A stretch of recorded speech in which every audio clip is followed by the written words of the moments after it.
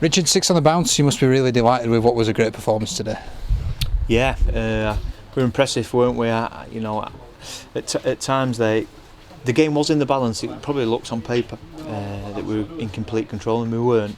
The game was in the balance there at times, and I thought we defended our line very well. Back-to-back tries, back-to-back penalties, and stop conceding. It was important we did that, and then when we come away with the ball, I thought our kicks and kick selection was very good. Scott Morrell and Jono, and obviously Connor Robinson, who played a little bit in the halves as well. Game was in the balance, like you say, 8-6, and then a bit of magic from Jono sends Dane away right on half time, going at 14-6. That looks a lot better than 8-6, and really gave you that momentum into the second half. Yeah, that was an important try for us. It changed the dynamics of your team talk in terms of just staying in the arm wrestle, to actually progressing, doing a little bit more and having a little bit more confidence, and that's what that try gave us. I thought Dane was fantastic for us today.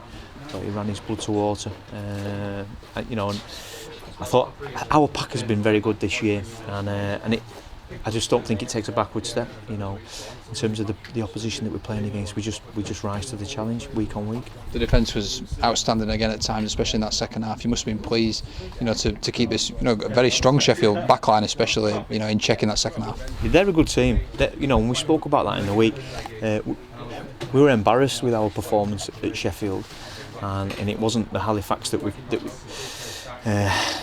come to know and love, and I think the players did a little bit of reflection on that, and we looked at a little bit of that as well, and that was probably our motivator, regardless of the league placings and positions. Our motivator this week was to write the performance against Sheffield earlier on in the year, and as long as we've got that attitude, we should be okay, not too far off. A couple of special performances as well. Connor Robinson really stepped up. He had to shuffle him around a bit, played in the halves a little bit, came up with an interception for his second try, and the rest is history. Really, it was great to watch. Yeah, I was really pleased for him there, and we've got a very good relationship with OKR, and Connor's been with us for several weeks now, but we feel like he's one of our own, and he's really settled in really well, and I was really pleased that he got a couple of tries, as you say, and the interception was fantastic. I knew he was quick in and around the ruck, but he went 70-metre dash there. He'd probably give Robbo a run for his money on speed today. And another positive light was Feverson also losing, a couple of results going our way. How do you think that can impact the race for the top 4? Well, it can have an impact, and it can. Well, I hope we don't relax, because that's happened. We don't want to relax. We want to be ruthless to the end of the year, and we've got a couple of tough games coming up.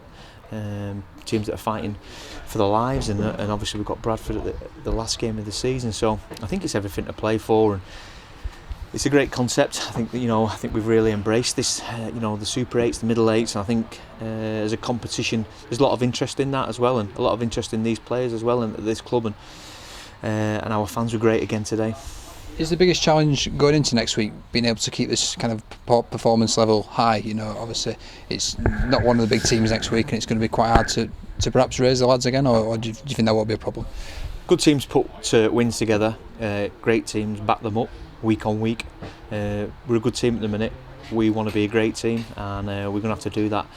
This week we'll train as hard as we've trained all season this week, with every respect to Batley, who are well coached with John Keir, and we'll put a good game plan together, and hopefully give our fans something to cheer about, who again were great today, and we don't want to undo all the good work that we've done over the last few months. We'll be looking to kick on. And finally, just touched on the fans there, out in the numbers today, really support the lads and made it really loud on those return back to the Shea with the pitch as well. If you want to comment on that as well, it was in great nick before the game. Fantastic. I saw the groundsman getting interviewed before the game. He's got all the plaudits and the credits today, nothing to do with the players. It was there was 4 seasons there, weren't there? We had a bit of everything there. I was just waiting for the snow to come down.